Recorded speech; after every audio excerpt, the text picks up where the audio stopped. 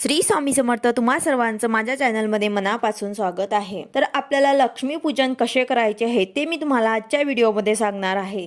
तर लक्ष्मीपूजनाला लक्ष्मी सर्वत्र फिरत असते, म्हणून आपल्याला माता लक्ष्मी आणि भगवान कुबेराची सेवा करून लक्ष्मीला आपल्या घरी बोलवायचे आहे। या दिवशी आपल्याला लक्ष्मी माता आणि कुबेरांची एकत्रित पूजा करायची आहे।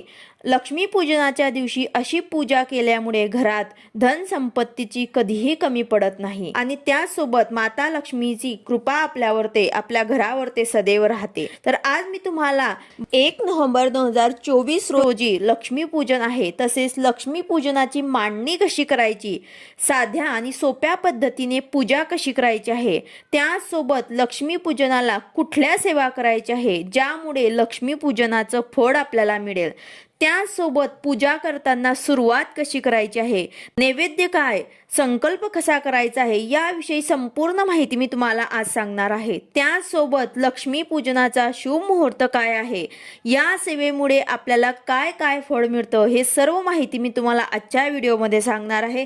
व्हिडिओ पूर्ण बघा जेणेकरून तुम्हाला संपूर्ण माहिती मिळेल।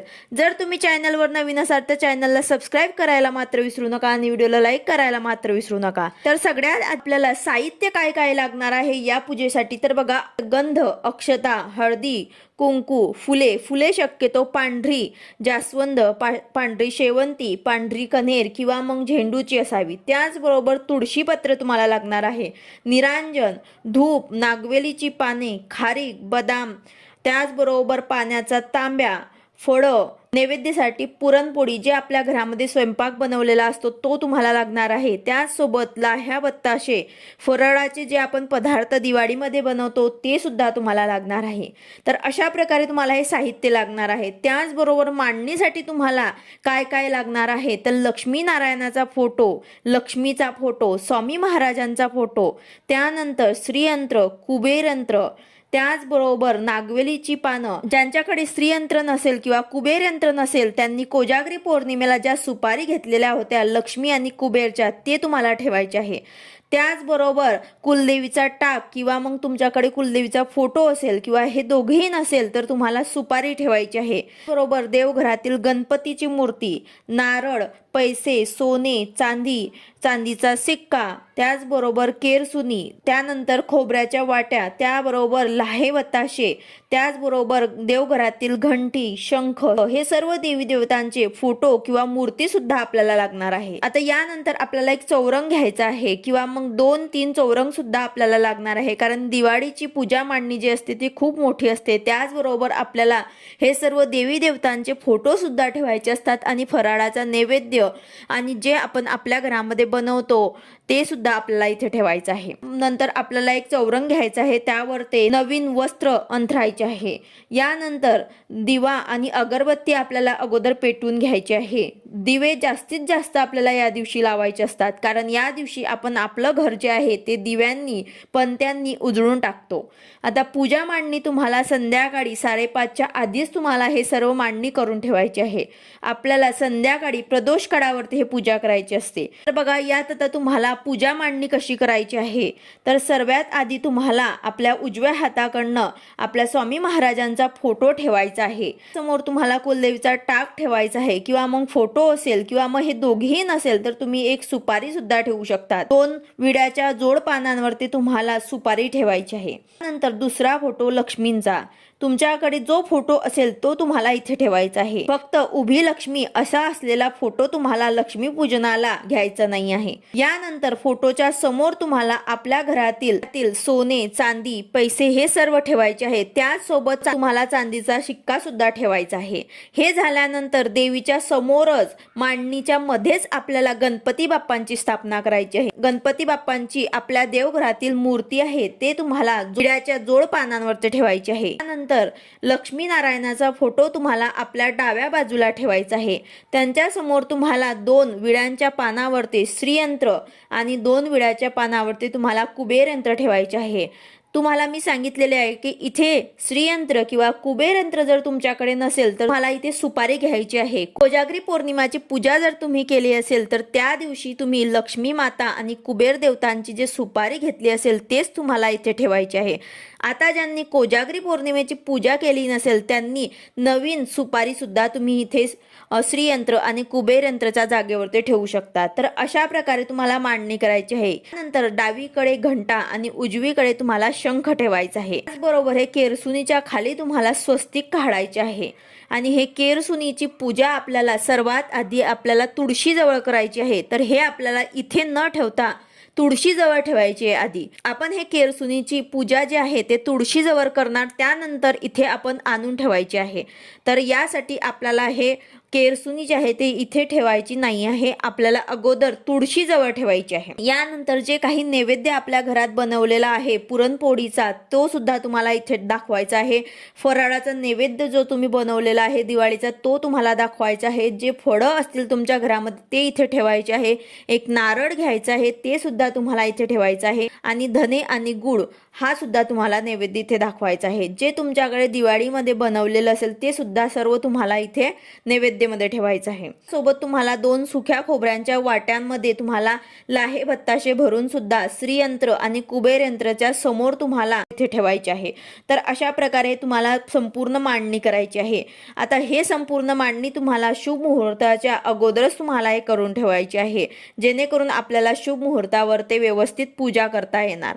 तर अशी मांडणी केल्यानंतर तुम्हाला संध्याकाळी शुभ मुहूर्ताच्या अगोदरच जवळ मुख्य दरवाजाजवळ तसेच पूजा मांडणीच्या जवळ तुम्हाला रांगोळी काढायची आहे आणि यासोबत तुळशीपासून मुख्य दरवाजापासून तर पूजा मांडणीपर्यंत लक्ष्मी मातेची पावले आणि गायीची पावले आपल्याला येताना काढायची आहे। घरामध्ये येतो त्या प्रकारे आपल्याला हे पावलं काढायचे आहे। तुळशी आणि प्रवेशद्वारापासून हे पावलं आपल्याला काढत आपल्या पूजा मांडणीपर्यंत आणायचे आहे। हे खूप महत्त्वाचं आहे, तुम्हाला हे काढायचेच आहे। कोणी हे पावलं मुठीने काढतं किंवा मग कोणी रांगोळीने काढतं। मुठीने काढा किंवा मग रांगोळीने काढा हरकत नाही, पण तुम्हाला पावलं जे आहेत ते काढायचीच आहे, हे विसरायचं नाही आहे। झाल्यानंतर आपल्याला मांडणीजवळ एक तुपाचा दिवा सुद्धा लावून घ्यायचा आहे। त्याचसोबत प्रवेशद्वाराजवळ तुळशीजवळ सर्वीकडे आपल्याला पंत्या लावून घ्यायचे आहे, दिवे लावून घ्यायचे आहे आणि आपल्या घरामध्ये सर्वीकडे आपल्याला गोमूत्र शिंपडायचे आहे। घरामध्ये वातावरण जे आहे ते आपल्याला शांत ठेवायचं आहे। टीव्ही मग टेप हे सर्व पूर्णपणे बंद ठेवायचं आहे। शांतता आपल्या घरामध्ये असली पाहिजे। मांडणी जिथे आपण केलेली आहे तिथे आपल्याला धूप दीप लावून घ्यायचा आहे। त्यानंतर आपल्याला तुळशीजवळ जायचं आहे। तुळशीजवळ अगोदर आपल्याला पूजा करायची आहे। तर तुळशी मातेला आपल्याला हळद कुंकू अक्षता फुलं वाहून अगरबत्ती धूप ओवाळून पंचोपचार पूजा करायची आहे। यानंतर आपल्याला तुळशी मातेला साधारण खडीसागर किंवा साखरेचा नैवेद्य सुद्धा तुम्हाला इथे दाखवायचा आहे। त्याचबरोबर एक वेळा तुम्हाला तुळशी स्तोत्र किंवा तुळशी मंत्र 11 वेळा म्हणायचा आहे, तो मी तुम्हाला स्क्रीनवर दाखवत आहे। एक वेळा तुम्हाला तुळशी स्तोत्र म्हणायचा आहे किंवा मग तुम्ही 11 वेळा हा मंत्र सुद्धा म्हणू शकतात। यानंतर जे आपण केरसुनी घेतलेली आहे पूजेसाठी ते सुद्धा इथे एका पाटावर ते ठेवायचे आहे आणि तिची सुद्धा तुम्हाला तिथे पूजा करून घ्यायची आहे। आणि हे पूजा झाल्यानंतर ते केरसुनी जे आहे ते आपल्याला आपल्या ताटामध्ये ठेवायचे आहे आणि त्यानंतर आपल्याला आपल्या प्रवेशद्वाराजवळ यायचं आहे। मुख्य प्रवेशद्वाराजवळ येऊन आपल्याला प्रवेशद्वाराची उंबरठ्याची तसेच जे आपण स्वस्तिक काढलेलं आहे त्यांची आपल्याला पूजा करायची आहे। लक्ष्मीची पावलं गायीची पावले जे आपण काढलेली आहे त्याची आपल्याला पूजा करायची आहे। आपल्या उंबरठ्याची पूजा करायची आहे। आपल्या मुख्य दरवाजाची आपल्याला पंचोपचार पूजा करायची आहे। हळदी कुंकू अक्षता फुलं वाहून धूप दीप ओवाळून आपल्याला पूजा करायची आहे।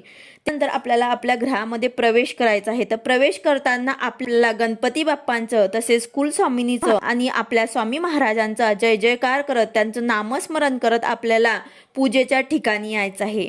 यानंतर जे आपण केरसुनी आणलेली आहे ते आपल्याला जिथे आपण पूजा मांडणीच्या जवळ आपण स्वस्तिक काढलेलं आहे त्यावरती तुम्हाला ते केरसुनी जे आहे ते ठेवून द्यायचे आहे। त्यानंतर महिलांनी आपल्या कपाळाला हळदी कुंकू लावायचं आहे, पुरुषांनी अष्टगंध लावायचा आहे। त्यानंतर स्वामी समर्थ महाराजांच्या फोटोची आपल्याला पूजा करायची आहे। स्वामी स्तवन म्हणायचे आहे। एक माळ श्री स्वामी समर्थ या मंत्राचा आपल्याला जप करायचा आहे। त्यानंतर आपल्याला आचमन करायचे आहे। तर भगवान विष्णूंच्या 24 नावांपैकी आपल्याला 3 नावांनी पाणी जे आहे ते प्राशन करायचे आहे। आपल्या उजव्या हातामध्ये आपल्याला पाणी घ्यायचं आहे आणि ओम केशवाय नमः म्हणत ते पाणी पिऊन घ्यायचं आहे। त्यानंतर ओम नारायणाय नमः नमः म्हणत परत आपल्याला एक वेळा पाणी प्यायचं आहे। त्यानंतर ओम माधवाय नमः हा मंत्र म्हणत आपल्याला परत पाणी प्यायचं आहे। त्यानंतर आपल्याला परत उजव्या हातामध्ये पाणी घ्यायचं आहे आणि ओम गोविंदाय नमः म्हणत हे पाणी जे आहे ते ताम्हणामध्ये तुम्हाला सोडायचं आहे। त्यानंतर ओम विष्णवे नमः हा मंत्र म्हणत परत एक वेळा तुम्हाला पाणी घेऊन ते तांबणामध्ये सोडायचं आहे। तर अशा प्रकारे तुम्हाला आचमन करायचे आहे। त्यानंतर आपल्याला संकल्प घ्यायचा आहे। आपण कुठली सेवा करतो, पूजा करतो तर आपण त्याचा संकल्प घेत असतो। तर आपल्याला या दिवशी सुद्धा संकल्प घ्यायचा आहे। तर सर्वांनी आपल्या घरातल्या सदस्यांनी त्यांनी सर्वांनी ही पूजा करायची आहे। तर सर्वांनी आपल्या हातामध्ये थोडंसं पाणी घ्यायचं आहे, हळद कुंकू अक्षदा घ्यायचे आहे, त्याचबरोबर एक फूल घ्यायचं आहे आणि संकल्प घ्यायचा आहे। तर संकल्प असा घ्यायचा आहे की मी अमुक गोत्रात म्हणजे आपलं गोत्राचं नाव उल्लेख करायचं आहे। त्याचबरोबर उत्पन्न नावांचा आपलं नाव घ्यायचं आहे।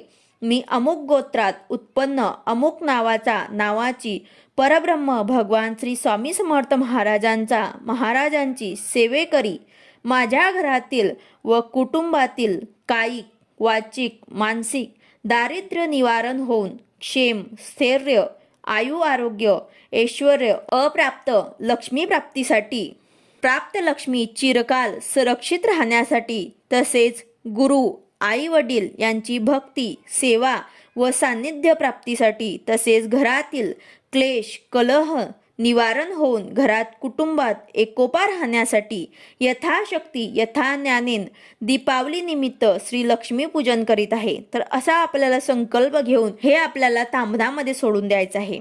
यानंतर सर्वात आधी आपल्याला गणपती बाप्पांची पूजा करायची आहे। जे आपण गणपती बाप्पांची मूर्ती ठेवलेली आहे ते आपल्याला एका तांबणामध्ये ठेवायची आहे आणि गणपती बाप्पांचं ध्यान मंत्र म्हणत वक्रतुंड महाकार्य सूर्यकोटी समप्रभ निर्विघ्नं कुरु मे देव सर्व कार्येषु सर्वदा ध्यान मंत्र म्हणत आपल्याला गणपती बाप्पांचा अभिषेक करायचा आहे। गणपती बाप्पांच्या मूर्तीवरती अभिषेक करताना तुम्ही गणपती अथर्व शीर्ष सुद्धा म्हणू शकतात किंवा मग 11 वेळा ओम गण गणपते नमः या मंत्राचा जप सुद्धा करू शकतात।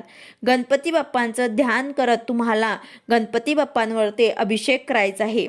त्यानंतर गणपती बाप्पांची मूर्ती स्वच्छ पुसून तुम्हाला जोड पानांवर ते थोडंसं तांदूळ टाकून त्यावरती हळदी कुंकू वाहून त्यावरती तुम्हाला ही मूर्ती ठेवायची आहे। तर गणपती बाप्पांना तुम्हाला गंध हळदी कुंकू अक्षदा फुलं वाहून पंचोपचार पूजा करायची आहे, धूप दीप ओवाळायचा आहे।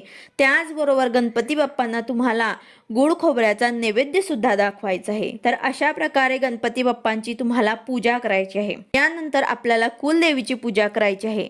तर जे आपण कुलदेवीचा टाक घेतलेला असेल किंवा फोटो घेतलेला असेल किंवा सुपारी घेतलेली असेल तर त्यावरती सुद्धा आपल्याला अभिषेक करायचा आहे।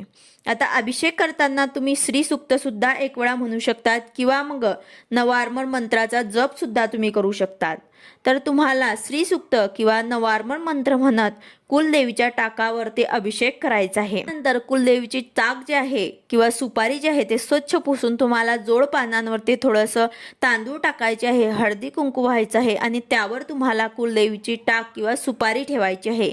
त्याचबरोबर कुलदेवीचं सुद्धा तुम्हाला पंचोपचार पूजा करायची आहे। हळद कुंकू अक्षता फुलं वाहून धूप दीप ओवाळून पंचोपचार पूजा करायची आहे। तर अशा प्रकारे आपल्याला कुलदेवीच्या टाकावरती अभिषेक करून पूजा करायची आहे।